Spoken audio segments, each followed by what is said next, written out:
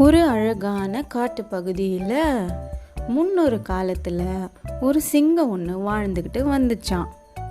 அது ஒரு அடர்ந்த காட்டு பகுதியில் ஒரு குகையில் வாழ்ந்துக்கிட்டு இருந்துச்சான். அந்த சிங்கம் எப்பவுமே வேட்டையாடி சாப்பிட்டுட்டு அந்த குகைக்கு வெளியில் இருக்கிற மரத்துக்கடியில் தான் படுத்து ஓய்வெடுக்கும்.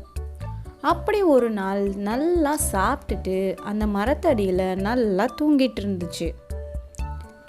அந்த நேரத்தில் தான் ஒரு கெட்டிக்கார எலி அங்கே வந்துச்சு.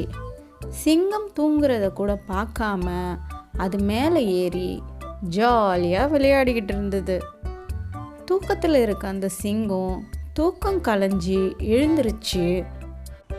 யாருடா இது நம்மளை தூக்கத்துல இருந்து எழுப்பி விட்டது அப்படின்னு கோவமாக கத்துச்சு. இதை பார்த்த அந்த எலி ரொம்ப பயந்து போச்சு.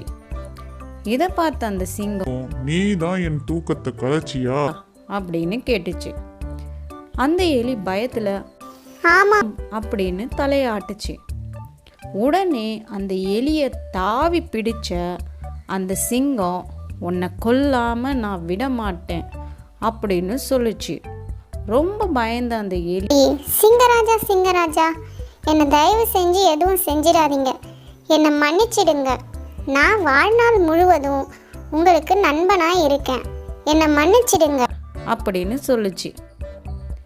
இது கேட்ட அந்த சிங்கம், இந்த சின்ன எலி எனக்கு நண்பனா அப்படின்னு சிரிச்சுது. இருந்தாலும் பயந்து போன அந்த எலியை கொல்லாம விட்டுடுச்சு. உடனே அந்த எலி, சிங்கராஜா ரொம்ப நன்றி அப்படின்னு சொல்லிட்டு அங்கேருந்து வேகமாக ஓடி போயிடுச்சு. சில காலங்களுக்கு அப்புறமா ஒரு நாள் சிங்கராஜா காட்டு வழியாக நடந்து போய்கிட்டு இருந்தார். அப்போ ஒரு இடத்துல வேடன் விரிச்ச வலையில் மாட்டிக்கிட்டுச்சு.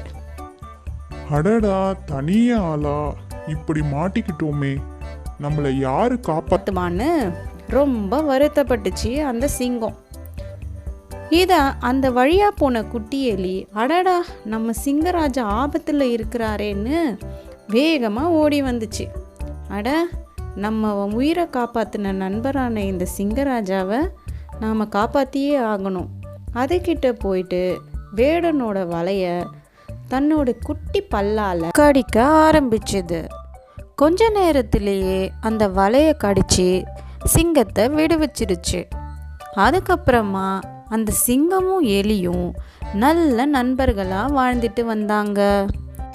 குழந்தைகளா, இந்த கதையில இருந்து நம்ம என்ன நீதி தெரிஞ்சிட்டோம்னா, நல்ல நண்பர்களை நாம சம்பாதிச்சோம்னா நமக்கு எப்பவுமே தோல்வியே கிடையாது. அதனால எல்லாரும் சந்தோஷமா இருங்க. இந்த கதை உங்களுக்கு பிடிச்சிருந்ததுன்னா லைக் பண்ணுங்க, ஷேர் பண்ணுங்க, சப்ஸ்கிரைப் பண்ணுங்க.